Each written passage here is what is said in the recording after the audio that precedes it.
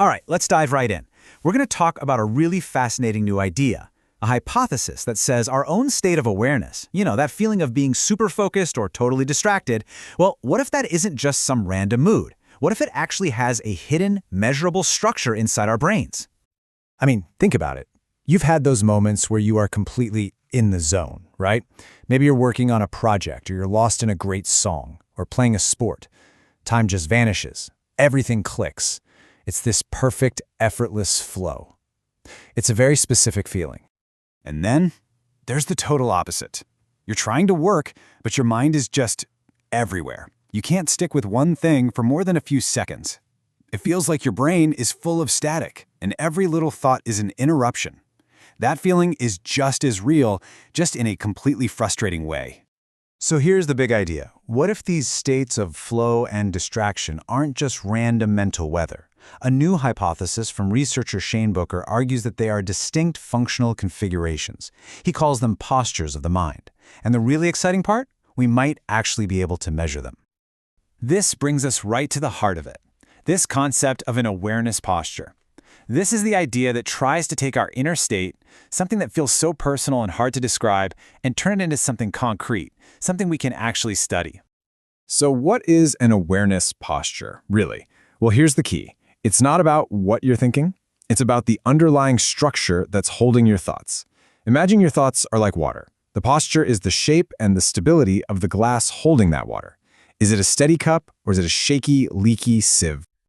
And the author uses this brilliant analogy: physical balance. Think about it. You don't have to logically deduce whether you're balanced or about to fall over. You just feel it, right? It's this deep, intuitive sense. The idea here is that our awareness works the same way.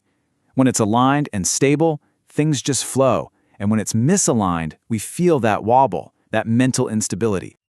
And the research actually identifies a few of these common postures. Stability, that's the flow state we were talking about. Drift, that's classic mind wandering, we all know that one.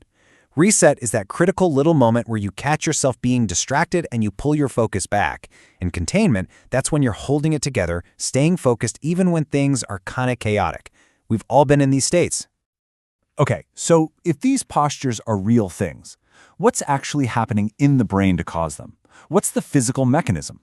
This is where we jump from that subjective feeling into some really cool neuroscience to try and find the brain's internal rhythm section. The main suspect for the mechanism is something called phase amplitude coupling, or PAC. Now, it sounds super technical, but it's actually a really fundamental way your brain gets things done. At its core, it's just how the big, slow, organizing brainwaves tell the faster, more detailed brainwaves what to do. The best way to get this is to think of your brain activity like a giant orchestra. The big, slow brain waves, think of things like theta waves. They're the conductor, right?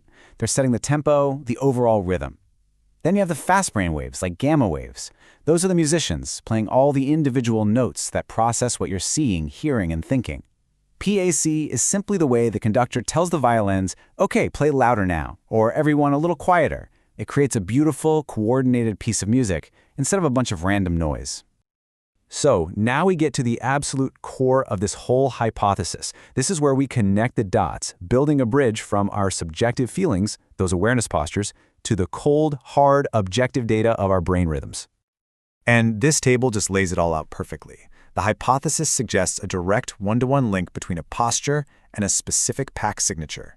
And look over there at the evidence column. For these core postures, stability, containment, reset, and drift, the existing scientific evidence for these connections is already rated as strong. For instance, that stability of a flow state, it's linked to something called sustained theta-gamma coupling, which neuroscientists already know is absolutely critical for things like working memory. The pieces are already there. But sometimes the most powerful evidence for how a system works doesn't come from watching it run perfectly. It comes from looking at what happens when the whole thing breaks down, when the orchestra just falls completely out of sync. And it turns out this PAC misalignment, this dysfunctional brain orchestra, is already strongly linked in scientific studies to conditions like ADHD and depression.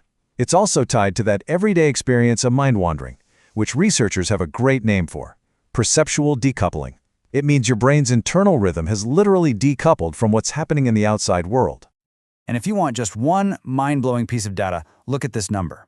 In one study on depression, scientists found that just by looking at the strength of this theta-gamma pack in a person's brain, they could tell the difference between depressed patients and healthy people with 86.3% accuracy. Let that sink in.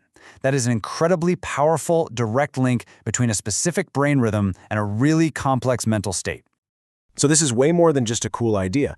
It is a fully testable scientific proposal. The question then becomes, how do scientists actually go about proving this connection between our inner posture and these brainwaves? Well, it turns out there's a clear path forward. The key is this amazing field called neurophenomenology. It sounds fancy, but it's a method designed to do exactly this, to bridge the gap between our first-person experience and third-person data. It basically involves training people to get really good at describing their inner state, while at the same time, scientists are measuring their brain activity with tools like an EEG. And here is the actual roadmap. It's a proper, rigorous 5-step process. Step 1, define the postures really clearly. 2, show the correlation. When people report drift, do we see the right pack pattern? 3, and this is the big one, establish cause and effect. Can we use non-invasive brain stimulation to actually change the pack pattern and see if it changes how the person feels? The final steps are about scaling up the model and proving it all with computer simulations. So let's zoom out for a second. Let's say this hypothesis turns out to be right. What are the big implications here? What does this all mean for how we understand our own minds? Well, it would be a huge paradigm shift. The old way of thinking kind of treats awareness as this passive, foggy backdrop for our thoughts. It just sort of happens. This new view reframes awareness as an active control system. It's something your brain is constantly doing to manage itself, to adjust the clarity of the signal, to maintain its own stability. It's not just happening to you, your brain is actively building it moment by moment. Which leaves us with this final, really provocative question. What if this thing that has felt so personal, so subjective, so immeasurable for all of human history, our own awareness, is not only measurable, but the mechanism for it has been humming away in the rhythms of our brains all along? It's an idea that could completely change how we think about everything from focus and meditation to mental health and the fundamental structure of the human mind itself.